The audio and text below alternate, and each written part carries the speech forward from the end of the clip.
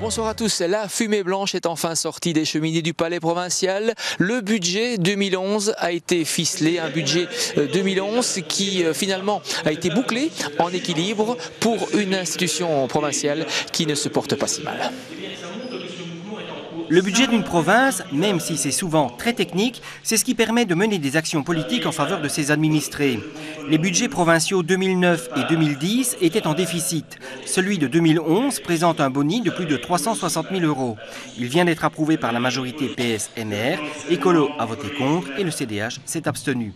Et pourtant, c'est un budget à rebondissement que les conseillers provinciaux ont vécu, puisque en pleine session budgétaire, la province a appris qu'elle devrait rembourser une taxe industrielle compensatoire d'un montant global de 32 millions d'euros. C'était un budget à rebondissement et il y a eu plusieurs versions. Il y a eu de longues discussions au sein de la majorité pour essayer de trouver des solutions aux problèmes auxquels nous devions faire face.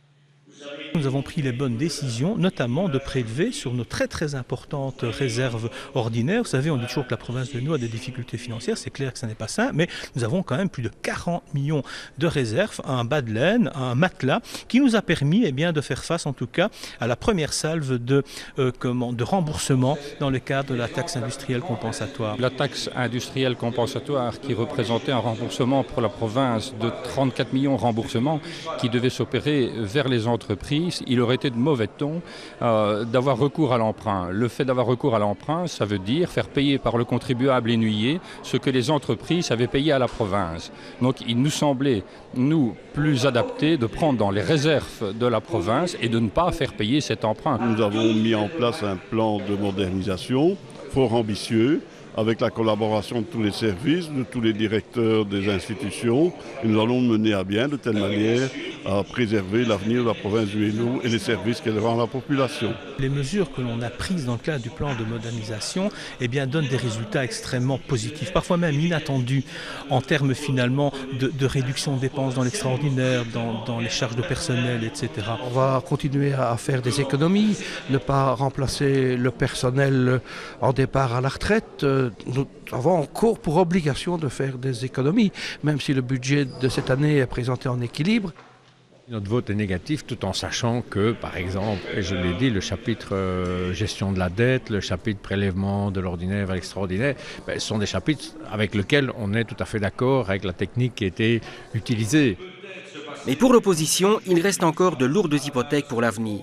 On tient compte d'une recette de 4,6 millions d'euros qui vient du passage de la province à l'ONSS-APL. Cet apport de l'ONSS-APL va encore durer 1 an, puis il va disparaître. Ce qui veut dire qu'à partir de 2013, il y a à nouveau 4,6 millions de déficit au niveau de l'institution provinciale.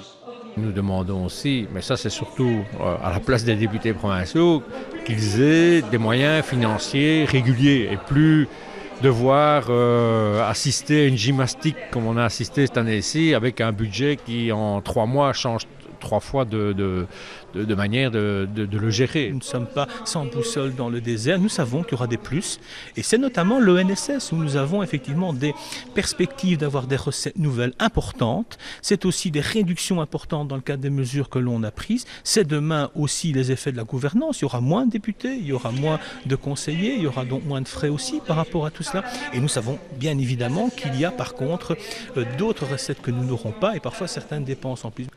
Budget voté, il ne reste plus qu'à se mettre au travail et la province a défini sa politique pour les années à venir selon 3 piliers. Le premier, c'est la supracommunalité. Nous allons continuer surtout à travailler avec les communes et pour les communes. Le deuxième pilier, c'est continuer à avoir nos initiatives propres. Et le troisième pilier, travailler en collaboration avec les entités fédérées, la région wallonne, la communauté, pour éviter les doublons. Cette année encore, l'un des rendez-vous incontournables pour les pouvoirs locaux est celui fixé par l'Association des provinces wallonnes avec son traditionnel salon des mandataires. Dialogue Hainaut sera évidemment de la partie et donc vous aussi. À la semaine prochaine.